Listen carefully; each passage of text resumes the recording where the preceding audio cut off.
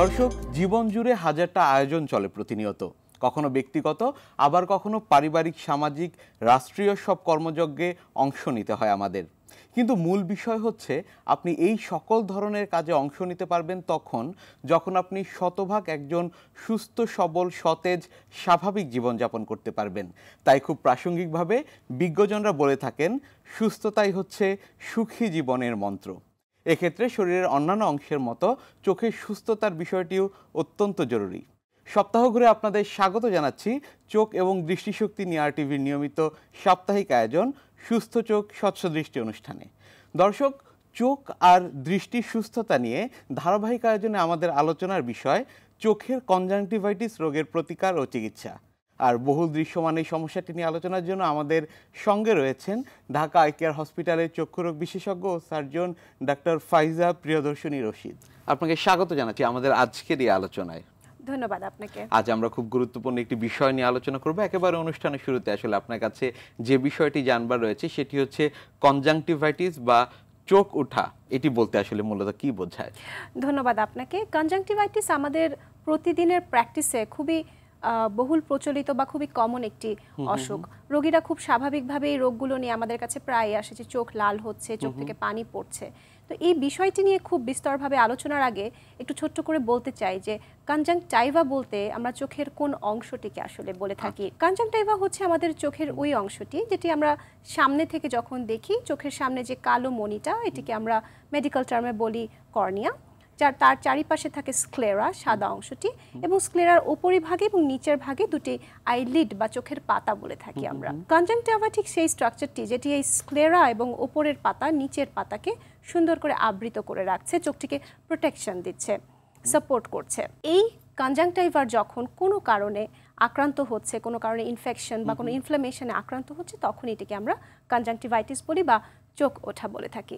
নিশ্চয়ই, আমরা যদি একটু ছবির মাধ্যমে দেখে নিতে পারি। জি অবশ্যই। এখানে দেখতে পাচ্ছেন এই ছবিটাতে প্রথমেই দেখাচ্ছে একটি নরমাল কনজাংটিভা, চোখের সাদা অংশটি। এটি আসলে সামনে থেকে ক্লিয়ারলি বোঝা যায় না বিকজ ইট ইজ ট্রান্সপারেন্ট। এবং তার পাশের অংশটি দেখতে পাচ্ছেন, চোখটি আসলে গোলাপি রঙের হয়ে গিয়েছে, অনেকটা লাল হয়ে আছে। এটিকে আমরা বলছি ইনফ্লেমড কনজাংটিভা বা কনজাংটিভাইটিস। নিশ্চয়ই।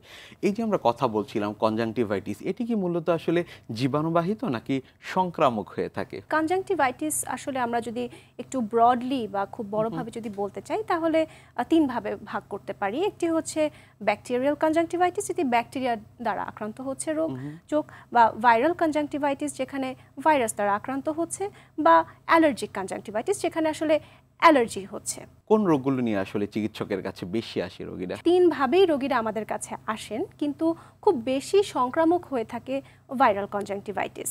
তো ভাইরাল কনজাংটিভাইটিসটাই আমাদের দেশে একটু বেশি কমন। অনেক সময় আসলে রোগীরা জানতে চান, কিংবা আমাদের যারা দর্শক রয়েছে তারাও জানতে চান যে কি কি লক্ষণ উপসর্গ দেখলে আসলে তারা বুঝবেন যে তাদের আসলে এই কনজাংটিভাইটিস রোগটি হয়েছে। আসলে সব রোগেই দেখা যাচ্ছে যে কনজাংটিভাইটিসের কারণে চোখটি লাল হচ্ছে, কিন্তু সেটি যদি ব্যাকটেরিয়াল কারণে হয়ে থাকে তখন দেখা যায় যে চোখে অনেক বেশি পিচুটি হচ্ছে বা চোখ থেকে একটু হলুদ রঙের ময়লা বেরোচ্ছে, চোখ সকালবেলা খুলতে খুব অসুবিধা হচ্ছে, চোখটা অনেকটা কিছুটা বেশ অনেকটা লাল হয়ে গিয়েছে।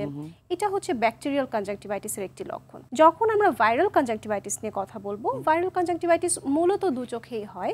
প্রথমে একটি চোখ, পরবর্তীতে আরেকটি চোখে হয়ে থাকে। চোখ সেখানেও লাল হচ্ছে, তবে অনেক বেশি আকারে লাল হচ্ছে, চোখের পাতা ফুলে যাচ্ছে, চোখ থেকে পানি যেটি বেরোচ্ছে এটাও কিন্তু অনেকটা পানির মতন পানি, খুব বেশি পুরুলেন্ট বা হলুদ রঙের না, পানির মতন। এটি ভাইরাল কনজাংটিভাইটিস। সেই সাথে কিছু কিছু রোগীর জ্বর আসতে পারে, চোখে আমাদের কানের সামনে দুটো গ্ল্যান্ড থাকে সেটি ফুলে যেতে পারে, অনেকের গলা ব্যথা করতে পারে, আমরা বলি ফেরিঙ্গো কনজাংটিভাল ফিভার পর্যন্ত হতে পারে। আর যদি অ্যালার্জিক কনজাংটিভাইটিসের বিষয়ে আসি, সেই ক্ষেত্রে এটিও সাধারণত দুই চোখেই হয়ে থাকে, যেহেতু এটি অ্যালার্জিজনিত অসুখ। সেখানে চোখ লাল হচ্ছে, চোখ থেকে আঠালো রকমের পানি কিন্তু এখানে আসে। তাছাড়া একটা অ্যালার্জির একটা হিস্ট্রি থাকে রোগীর। নিশ্চয়ই, আমরা যদি একটু ছবির মাধ্যমে দেখে নিতে পারি। জি অবশ্যই। আর দেখতে পাচ্ছেন এখানে সিমটম বলা হয়েছে যে বা কি কি উপসর্গ নিয়ে আসলে রোগীর আমাদের কাছে আসে। প্রথমেই আছে যে এখানে লাল হচ্ছে, চোখ থেকে পানি পড়ছে, চোখ খুব বেশি চুলকাচ্ছে। চুলকানোটা আসলে অ্যালার্জিক কনজাংটিভাইটিসের একটি সিম্পটম। অনেক বেশি চোখে একটু খচখচ হচ্ছে, কিছুটা হলুদ রঙের ডিসচার্জ আসছে। অন দ্য আদার হ্যান্ড দেখা যাচ্ছে যে অনেক বেশি পানি পড়ছে, কিছু কিছু ব্যথা হচ্ছে, আইলিড খুব বেশি বা আমাদের চোখের পাতা অনেক বেশি ফুলে যাচ্ছে। নিশ্চয়ই। অ্যালার্জিজনিত কারণেও তো অনেকের নানা ধরনের সমস্যা হয়ে থাকে। সেই ধরনের সমস্যাগুলো কি, কি হয় এবং যাদের আসলে অ্যালার্জি সমস্যা রয়েছে সবারই কি আসলে চোখের এই সমস্যা হতে পারে কিনা? আসলে প্রশ্নটা খুবই সুন্দর। সবার ক্ষেত্রে যে হবে বিষয়টি এরকম না। তবে অ্যালার্জিক কনজাংটিভাইটিসের কয়েকটা ধরন আছে। যেমন শিশুদের ক্ষেত্রে যদি আমরা বলি স্পেসিফিক্যালি, সেটিকে আমরা বলি ভার্নাল কেরাটোকনজাংটিভাইটিস। এবং বড়দের ক্ষেত্রে আরেকটি হয়ে থাকে, সেটিকে আমরা বলি অ্যাটোপিক কেরাটোকনজাংটিভাইটিস। ভার্নাল কেরাটোকনজাংটিভাইটিস যখন হচ্ছে, এখানে বয়স সাধারণত 5 থেকে 15 বা টিন এইজে হয়ে থাকে এবং চোখ অনেক বেশি দেখা যাচ্ছে রিকারেন্ট, বারবার চোখটা তাদের লাল হচ্ছে, চোখ অনেক বেশি চুলকাচ্ছে। বড়দের ক্ষেত্রে আবার দেখা যাচ্ছে একটি অ্যাটোপির হিস্ট্রি বা তাদের হয়তো কোনো অ্যাজমা, এক্সিমা, কোনো সিস্টেমিক কোনো ডিজিজ হয়তো এটার সাথে বা রোগ এটার সাথে অ্যাসোসিয়েটেড থাকতে পারে। নিশ্চয়ই। ছোটদের ক্ষেত্রেও কি আসলে এই সমস্যা হয়ে থাকে কিনা? হ্যাঁ, একটু আগে যেটি বলছিলাম যে ছোটদের ক্ষেত্রে ভার্নাল কেরাটোকনজাংটিভাইটিস রোগটি হয়ে থাকে। এছাড়াও সংক্রামক কারণে যদি হয়ে থাকে, যেমন নিওনেটাল কনজাংটিভাইটিস আমরা এটিকে বলি। সাধারণত নিওনেট বলতে আমরা বুঝাই 0 থেকে 28 দিনের যে বাচ্চারা হচ্ছে। তো দেখা যাচ্ছে যে কিছু বাচ্চাদের জন্মের সময় মায়ের পেট থেকে হয়তো বা এই জীবাণুটা নিয়ে এসে জন্মগ্রহণ করছে ম্যাটারনাল কোনো ইনফেকশনের কারণে। অনেক সময় হতে পারে যে জন্মের সময় হয়তো বাচ্চাকে পরিষ্কার করার সময় কোনো কেমিক্যাল চোখে গিয়েছে, সেখান থেকে হতে পারে। এমনকি খুব স্বাভাবিকভাবে মায়ের দুধ যদি চোখের কোনো অংশ যদি চোখের ভিতর যেতে পারে, সেটাও কিন্তু রিয়াকশন করে এই নিওনেটাল কনজাংটিভাইটিস করে। এবং আপনি জেনে খুবই অবাক হবেন যে এই নিওনেটাল কনজাংটিভাইটিস খুবই কমন আমাদের দেশের জন্য। কারণ অনেকেই দেখা যায় যে হয়তো হসপিটালে ডেলিভারি করছে না, হয়তো বাড়িতেই ডেলিভারি করছেন, তাদের ক্ষেত্রে এটি খুবই কমন। তখন বাচ্চাদের চোখ খুব বেশি ফুলে থাকে, চোখের পাতা খুলতে পারছে না, চোখ অনেক বেশি লাল হয়ে যাচ্ছে এবং বাচ্চারা যেহেতু বলতে পারে না, সো এই রোগটিকে আসলে খুব জরুরিভাবে অ্যাড্রেস করাটা খুবই জরুরি। আরেকটি বিষয় এক্ষেত্রে জানবো, সেটি হচ্ছে বাবা মা বা অভিভাবক শিশুদের যারা থাকেন আসলে তারা কখন সেই শিশুকে চিকিৎসকের কাছে নিয়ে আসবেন, এটি অনেকেই আসলে জানেন না। যখন বাবা মারা দেখবেন যে, আমি যদি নিওনেটাল কনজাংটিভাইটিসের কথা বলি, আপনার শিশুটি মাত্র জন্মগ্রহণ করেছে, আপনি দেখছেন যে আপনার বাচ্চাটির চোখ থেকে অনবরত পানি পড়ছে বা চোখে একটি হলুদ রকম কিছু একটা বের হচ্ছে, চোখ থেকে পিচুটি আসছে, চোখ ফুলে গিয়েছে, লাল হচ্ছে, আপনি অবশ্যই একজন চক্ষু বিশেষজ্ঞের শরণাপন্ন হবেন। তাছাড়াও আপনি জানবেন যে ভার্নাল কেরাটোকনজাংটিভাইটিসের কথা বলছিলাম, এটি টিনএজ বয়সের একটি অসুখ।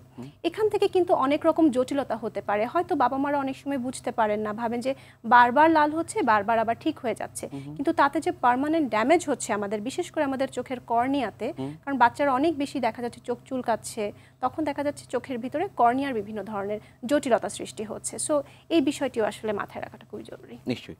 পরীক্ষা নিরীক্ষার বিষয়গুলো যদি একটু আপনার কাছে জানতে পারি, কিভাবে নির্ধারণ করেন, কি কি পরীক্ষা নিরীক্ষার মাধ্যমে? যখন কনজাংটিভাইটিসের বা লাল চোখের একজন রোগী আমাদের চেম্বারে আসেন, আমরা প্রথমেই তাকে আমাদের স্লিট ল্যাম্পে বসিয়ে প্রথমেই আমরা কিছু পরীক্ষা নিরীক্ষা করে নিই, দেখে নিই, ক্লিনিক্যালি একটু দেখে নিই যে আসলে রোগীর কি ধরনের কনজাংটিভাইটিস হয়েছে।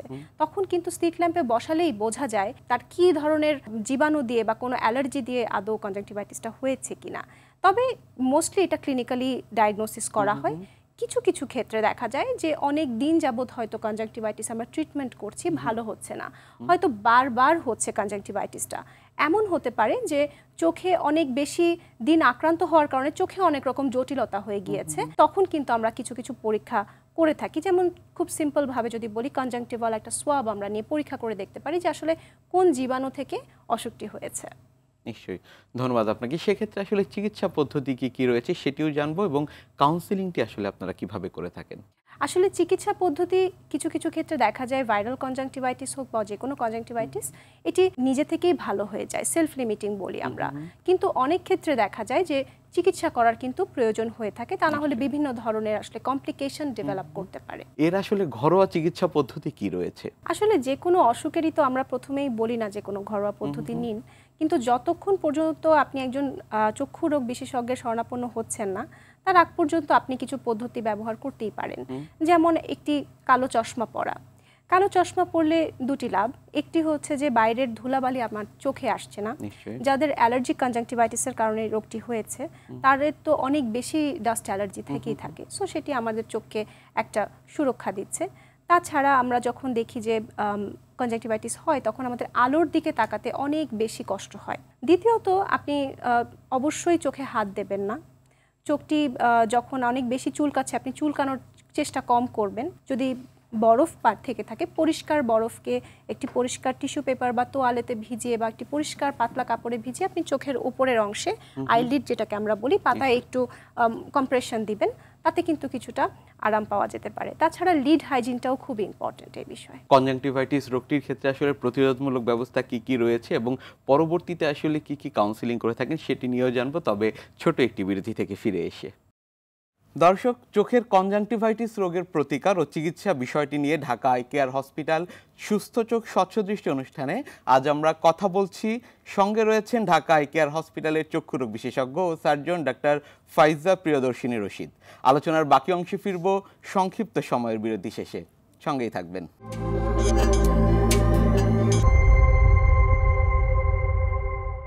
বিরতি শেষে ফিরে এলাম আবারও ঢাকা আই কেয়ার হসপিটাল নিবেদিত সুস্থ চোখ স্বচ্ছ দৃষ্টি অনুষ্ঠানে। চোখের কনজাংটিভাইটিস রোগের প্রতিকার ও চিকিৎসা নিয়ে আজকের আলোচনায় সঙ্গে রয়েছেন ঢাকা আই কেয়ার হসপিটালের চক্ষুরোগ বিশেষজ্ঞ ও সার্জন ডাক্তার ফাইজা প্রিয়দর্শিনী রশিদ। ফিরছি আলোচনায়। বিরতিতে যাবার আগে আপনার কাছ থেকে আমরা শুনছিলাম কনজাংটিভাইটিস রোগটির নানা বিষয় নিয়ে। সেক্ষেত্রে আসলে কনজাংটিভাইটিস এই রোগটি প্রতিরোধে কি কি পদ্ধতি অবলম্বন করা উচিত? কনজাংটিভাইটিস রোগটি যখন হয়ে গেছে একজন রোগীর, তখন কিন্তু এটি খেয়াল করতে হবে যে এটি কিন্তু বাড়ির অন্যদেরও হয়ে যেতে পারে। সেটিকে প্রিভেন্ট করার জন্য বা প্রতিরোধ করার জন্য আমরা যেটি করতে পারি যে যার কনজাংটিভাইটিস হয়েছে তার কোনো ব্যবহৃত টাওয়েল বা টিস্যু পেপার আমরা বাড়ির অন্য কাউকে ইউজ করতে দেব না। দ্বিতীয়ত এটি হতে পারে যে আমি যখন চোখে ড্রপ দিচ্ছি, ড্রপ দেবার পরে এবং আগে অবশ্যই আমি হাতটা খুব পরিষ্কার করে সুন্দর করে ধুয়ে নেব।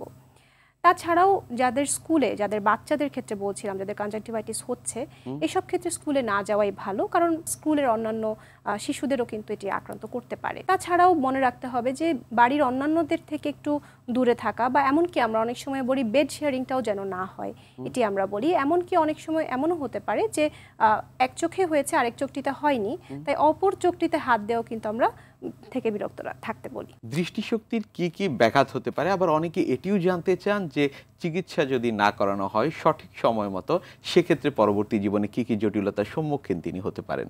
ধন্যবাদ আপনাকে। আমরা আসলে বলি সময় গেলে সাধন হবে না, তাই না? সময়ের মতো যদি আমরা চিকিৎসা না করি তাহলে খুব সাধারণ একটু অসুখও কিন্তু খুব কঠিন কঠিন ধরনের কমপ্লিকেশন বা জটিলতা দেখা দিতে পারে। সেরকমই আসলে কনজাংটিভাইটিস রোগটিকে যদি আমরা সময় মতো চিকিৎসা না করি বা সঠিক সময় পর্যন্ত চিকিৎসা না করি, তাহলে কিন্তু অনেক অর্থেই দেখা যায় যে জীবাণুটি চোখের ভিতর রয়ে যাচ্ছে, রয়ে গিয়ে এটি কিন্তু আমাদের চোখের কর্নিয়া বা নেত্র স্বচ্ছ বলি যেটিকে আমরা, সেটিকে আক্রান্ত করে কিন্তু কেরাটাইটিস রোগ করতে পারে।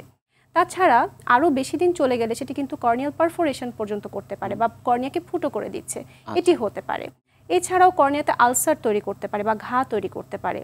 দীর্ঘদিন থাকলে কিন্তু ভাইরাল কনজাংটিভাইটিস থেকে অনেক ক্ষেত্রে ইউভিআইটিস রোগ পর্যন্ত হতে পারে, যেটিকে আমরা বলি আমাদের vascular layer of the I, সেটি পর্যন্ত আক্রান্ত হতে পারে।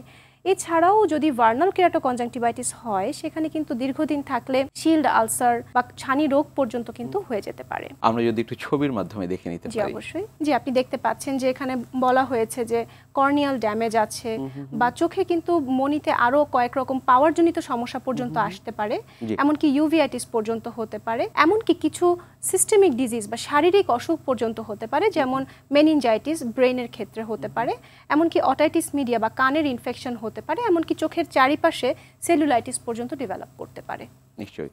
চিকিৎসা শুরু হবার পর অনেকে আসলে দেখা যায় যে মাঝপথে সেই চিকিৎসা পদ্ধতির যে ওষুধগুলো দেওয়া হয়েছে সেগুলো বন্ধ করে দেন। সেগুলো যদি হঠাৎ করে বন্ধ করে দেন তাহলে পরবর্তী সময় কি কি জটিলতার সম্মুখীন তিনি হতে পারেন? ধন্যবাদ আপনাকে। আসলে অনেক ক্ষেত্রেই দেখা যায় যে আমরা ডাক্তাররা হয়তো কিছুদিন অনেক লং টার্ম হয়তো কিছু মেডিকেশন দিচ্ছি, একটু আস্তে আস্তে কমিয়ে আনছি ওষুধগুলোর ডোজটা, কিন্তু রোগীরা দেখা যাচ্ছেন যে 4 দিন 5 দিন দেবার পর হয়তো ওনারা খুব ভালো ফিল করছেন, চোখটিতে হয়তো আর লাল নেই, চোখে হয়তো দেখতে কোনো অসুবিধা হচ্ছে না। অনেক ক্ষেত্রে ওনারা হয়তো ব্যাপারটাকে উপেক্ষা করে ওনারা হয়তো ওষুধটি বন্ধ করে দিচ্ছেন বা ডাক্তারের শরণাপন্ন হচ্ছে না। পরবর্তীর ফলো আপগুলোতে ওনারা আর আসছেন না। তখন সেই ক্ষেত্রে কি সমস্যা হয়? যেমন আপনি জেনে অবাক হবেন যে এই এত তাড়াতাড়ি যখন উনি বন্ধ করে দিচ্ছেন, তখন কিন্তু যদি চোখের ভিতরে ভাইরাস বা ব্যাকটেরিয়াটা থেকে যায়, সেটা কিন্তু রিকারেন্স বা আবার কিন্তু গ্রো করতে পারে, এবং তখন সেই ক্ষেত্রে আমি যে একটু আগে যে কমপ্লিকেশনসগুলো বলছিলাম সেগুলো কিন্তু হতে পারে। ঢাকা আই কেয়ার হসপিটালে যারা আসলে চিকিৎসা করাতে আসবেন কিংবা কনজাংটিভাইটিস রোগটির লক্ষণ উপসর্গ রয়েছে ঢাকা আই কেয়ার হসপিটালে আসবেন, তাদের ক্ষেত্রে আসলে কি কি ধরনের সুযোগ সুবিধা তারা পাবেন সেটি একটি বিষয়। আরেকটি বিষয় হচ্ছে বিশ্বমানের চিকিৎসা পদ্ধতির কথা যে আমরা বলি, সেটি আসলে ঢাকা আই কেয়ার হসপিটালে নিশ্চিত হচ্ছে কিনা। ধন্যবাদ আপনাকে। আসলে ঢাকা আই কেয়ার হসপিটাল একটি বিশ্বমানের হাসপাতাল। এই হাসপাতালে সব ধরনের চিকিৎসা আসলে হয়ে থাকে চোখের। তো এই চিকিৎসাগুলো যখন রোগীরা পাচ্ছেন, একটি হাসপাতালেই সব রকম কিন্তু পরীক্ষা নিরীক্ষা হয়ে চিকিৎসা হয়ে আসছেন, এবং বিভিন্ন ধরনের ডাক্তার আছেন বিভিন্ন ধরনের চিকিৎসা করার জন্য। তো রোগীদের আসলে বাইরে যাবার বা দেশের বাইরে যাওয়ার কোনো প্রয়োজনীয়তাই নেই, এবং হাসপাতালে সব রকম চিকিৎসাই হয়ে থাকে। কনজাংটিভাইটিস রোগটি যখন চিকিৎসা করা হয় তার আগে আসলে কাউন্সিলিংটি কিভাবে করে থাকেন? কারণ অনেক ক্ষেত্রে আসলে ছোট শিশুদেরও আমরা এই রোগটি হতে দেখি। আমরা একটু আগে বলছিলাম যে শিশুদের ক্ষেত্রে কনজাংটিভাইটিস রোগটি দুরকম ভাবে হয়, এবং কনজাংটিভাইটিস রোগটি আসলে খুবই সংক্রামক একটি রোগ। তো এটির ক্ষেত্রে কিন্তু আসলে আমরা যখন কাউন্সিলিং করি তখন বলি যে দেখুন, আপনি প্রথমেই ভয় পাবেন না, চোখটি লাল হয়েছে, হয়তো একটু ব্যথা হচ্ছে, আপনি ওষুধটি কিন্তু নিয়মিত চালিয়ে যাবেন, ওষুধটি মাঝপথে বন্ধ করবেন না, এবং অবশ্যই চোখে হাত দেওয়া থেকে বিরত থাকবেন, বাড়ির অন্যদের থেকে একটু দূরত্ব বজিয়ে রাখবেন, এবং অন্যান্য যে সমস্ত টাওয়েল বা আপনি কোনো টিস্যু পেপার ইউজ করলে সেটি বাড়ির অন্যদের সাথে থেকে যেন আলাদা থাকে, এই বিষয়গুলো। কনজাংটিভাইটিস রোগটি আসলে ছোঁয়াচে কিনা, একেবারে প্রান্তিক পর্যায়ে অনেকেই যেটি মনে করে থাকেন, সেটির বিষয়ে একটু আপনার কাছ থেকে জানব। আসলে অবশ্যই কনজাংটিভাইটিস তো যখন এটি কোনো ব্যাকটেরিয়া বা ভাইরাস দ্বারা আক্রান্ত হচ্ছে, অবশ্যই এটি একটি সংক্রামক ব্যাধি। এবং আমরা একটু আগেই বলছিলাম যে যখন একজন আক্রান্ত হচ্ছে ভাইরাল কনজাংটিভাইটিস দ্বারা বা ব্যাকটেরিয়াল কনজাংটিভাইটিস দ্বারা, তাকে কিন্তু আসলে একটু দূরত্ব বজায় রাখতে হবে বাড়ির সকলের ক্ষেত্রে। এমনকি শিশুদের ক্ষেত্রে আমরা বলছিলাম যে স্কুলে যাওয়া থেকে কিছুদিন বিরত থাকতে পারেন, এমনকি অফিস করতে হলে কিছুদিন একটু যদি আপনি ছুটি নিয়ে বাসায় থাকেন, সবার থেকে একটু দূরত্ব বজায় রাখেন, সেটি কিন্তু খুবই আসলে কার্যকরী একটি পদ্ধতি। তাছাড়াও আপনি জানবেন যে আমাদের দেশে কিন্তু আসলে যখনই চোখ কারোর লাল হচ্ছে, প্রথমেই রোগীরা কিন্তু একজন ডাক্তারের শরণাপন্ন হন না বা চক্ষু বিশেষজ্ঞের শরণাপন্ন হন না। তারা প্রথমেই ফার্মেসি থেকে যে কোনো একটি ওষুধ নিয়ে চোখে দেওয়া শুরু করে দেন, এবং জেনে খুবই অবাক হবেন যে এই ওষুধটি অনেক ক্ষেত্রে কিন্তু একটি স্টেরয়েড নামক মেডিকেশন। এই স্টেরয়েড মেডিকেশনটা আমরা যখন চোখে দিচ্ছি, সেটি কিন্তু খুব দ্রুতই চোখটিকে হয়তো সাদা করে দিচ্ছে বা চোখে সারিয়ে দিচ্ছে, অনেক ক্ষেত্রে কিন্তু এটি চোখের ক্ষতিও করতে পারে। যখন এটি সংক্রামক একটি ব্যাধি, তখন যদি আপনি অনেক বেশি অর্থে স্টেরয়েড চোখে দিতে থাকেন, তাহলে কিন্তু এটি লং টার্ম অনেক রকমের সমস্যা তৈরি করতে পারে। তাছাড়াও ডাক্তারের পরামর্শ ছাড়া কেউ যদি স্টেরয়েড দীর্ঘদিন ব্যবহার করেন, সেখান থেকে কিন্তু চোখের চাপজনিত গ্লোকোমা, এমনকি চোখের ছানি পর্যন্ত পড়তে পারে। তাছাড়াও আমি আরেকটি বিষয় এখানে যোগ করতে চাই, সেটি হচ্ছে যে শিশুদের যখন ভার্নাল কেরাটোকনজাংটিভাইটিস রোগ হচ্ছে, তারা যদি অনেক বেশি চোখে হাত দেয় বা চোখ অনেক বেশি, যেহেতু তাদের চুলকাচ্ছে, চোখ যদি অনেক বেশি ডলাডলি করে, আমরা বাংলা ভাষায় যেটি বলি, সেখানে কিন্তু কেরাটোকোনাস নামের একটি রোগ হওয়ার সম্ভাবনা অনেক অর্থে বেড়ে যায়। কেরাটোকোনাস রোগ কিন্তু চোখের মণিকে একদম পাতলা করে দেয় এবং পার্মানেন্ট বা একেবারে শেষ পর্যন্ত দৃষ্টিশক্তি কিন্তু চলে যেতে পারে। তো এই বিষয়টি মনে রাখাটা খুবই জরুরি। অনেকে আসলে মনে করে থাকেন যে একজন আরেকজনের দিকে তাকালেই আসলে এই রোগটি সংক্রামিত হতে পারে, যাদের আসলে কনজাংটিভাইটিস রয়েছে। এই বিষয়টি আসলে সত্য কিনা? খুবই ভ্যালিড একটি প্রশ্ন। না, এটি আসলে একদমই সত্যি না। কারোর দিকে তাকালেই সে কনজাংটিভাইটিস রোগে আক্রান্ত হয়ে যাবে, এই বিষয়টি একেবারেই সঠিক নয়। তবে অবশ্যই যার কনজাংটিভাইটিস রোগ হয়েছে, তার থেকে একটু দূরত্ব বজায় রাখাই ভালো। আপনাকে অসংখ্য ধন্যবাদ আমাদের এই অনুষ্ঠানে আসবার জন্য। আপনাকেও অনেক ধন্যবাদ, আরটিভিকে অনেক ধন্যবাদ, এবং আরটিভির সকল কলাকুশলীকে অনেক ধন্যবাদ। দর্শক, ব্যক্তিগত এবং পারিপার্শ্বিক সম্পর্কের মতোই দেহের বিভিন্ন অর্গানের সম্পর্ককে অত্যন্ত গুরুত্ব দিয়ে দেখতে হবে। দেহের ভালো থাকার সাথে চোখের ভালো থাকা এবং চোখের কনজাংটিভাইটিস সহ অন্যান্য সমস্যার ক্ষেত্রেও চোখের যত্ন নেওয়া ও সময় মতো চিকিৎসা নেওয়া অত্যন্ত জরুরি। আজকের আলোচনা থেকে আমরা সেটিই জানতে পারলাম। প্রত্যাশা করছি এই আলোচনা চোখের সঠিক যত্ন নেবার বিষয়ে আমাদের সবার জন্য খানিকটা হলেও কাজে আসবে। সবার জন্য সুস্থ সবল চোখ আর দৃষ্টিশক্তির প্রত্যাশায় আজকের মতো বিদায় নিচ্ছি। শুভকামনা সবার জন্য।